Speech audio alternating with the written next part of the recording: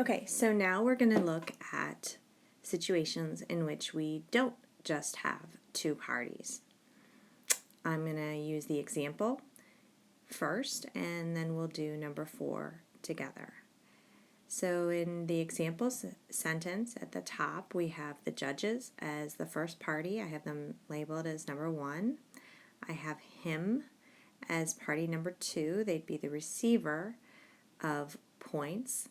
And then I have I or me as a third party. So 1, 2, and 3 parties in the example sentence. And in situations where I have 3 parties, I have the possibility that I can use the nominative pronoun, as I did in numbers 2, 5, 7, 8, and 10, the yellow sentences that I have highlighted. But I also have the possibility of using the nominative pronoun and it being correct or being appropriate. I can compare who gave him more points. So if you look at the nominative use, the judges gave him more points than I. This would be similar to number 2, no one reads as fast as she, because we'd be comparing the judges and I as the giver of points. Remember, back to your green card, where nominative pronouns, the subject pronouns are the doers. The judges are the givers of the points, and I am the giver of points in the example sentence. So the judges gave him more points than I did. And you can see that as one of the possibilities over on the right here. The judges gave him more points than I did. And that should seem now normal to you, I'm hoping, after we practiced in exercise 1, all of those uses of comparisons of 2. And even just a few moments ago in questions 2 and 5 and 7 and 8 and 10, those comparisons of 2. But what's new for us this morning or today on FIDS Day 3 is the comparisons when we have 3 parties and the use of the objective pronouns, those right side of the card pronouns. When I have the judges giving him more points, then this time I am not a giver of points, I'm not a judge, but I'm a receiver of points. And this time, notice that I am going to be putting the words that I'm adding, I'm going to be putting them before the pronoun. Notice that I've just put that little blue caret before the pronoun.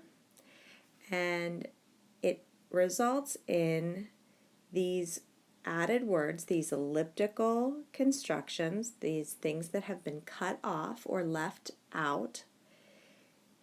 When I add them back in, they come before the pronoun, and the sentence now reads that the judges gave him more points than they gave me.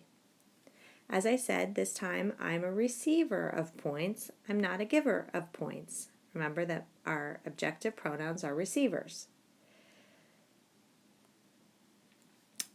So in parties of 3, we're kind of going back to the rule. And if you're looking at your PowerPoint number 11 slide, when you have situations in which you have 3 parties,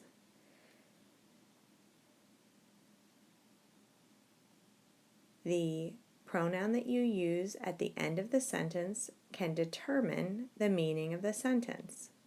I'll look at the example that we have on that slide.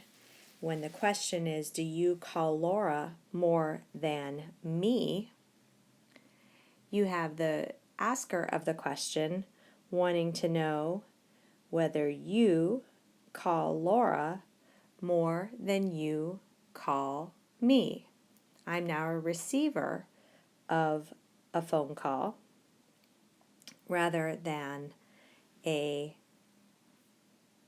maker of a phone call or a doer of a phone call. So let's do number 4 together. If we go back to the use of the nominative pronouns, remember any comparisons can always be nominative. We can always be competing about, in our competitive American culture, we can always be competing about who is taller, who likes Swiss cheese more, who has redder hair.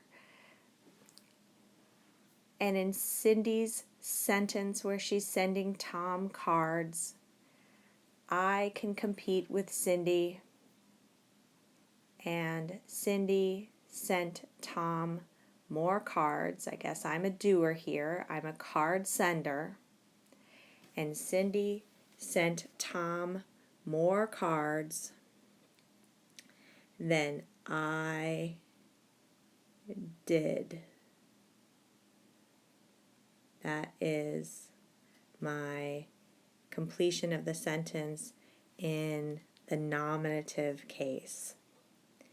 So Cindy sent Tom cards, I sent Tom cards, but Cindy sent Tom more cards than I did. I'm the doer. But in parties of 3, Cindy, Tom, and I or me, I can also be a receiver of cards. I'm no longer sending cards, I'm receiving cards. This is why it's really helpful to think of those objective pronouns as receivers. And Tom is receiving cards, but if you look at that third pronoun there, as I've highlighted it there, actually I haven't highlighted, I'm circling it here in red. Me is going to be the receiver, and remember that we're always going to put our words before the pronoun in an objective elliptical construction. So Cindy is going to send Tom more cards than she, I'm going to write this, let me write that a little bit more clearly, then she sent me. My words go before my pronoun. In this case, I receive cards rather than send them. That's how, in parties of 3, I use the objective case. You can continue this in numbers 1 and 3 and 6 and 9. Those would be times in which we have parties of 3. We have Frank and Larry and I or me, and so on. In exercise 2, and then you'll move to the final page in your packet, pronouns and incomplete constructions, and you'll have some exercises to practice there.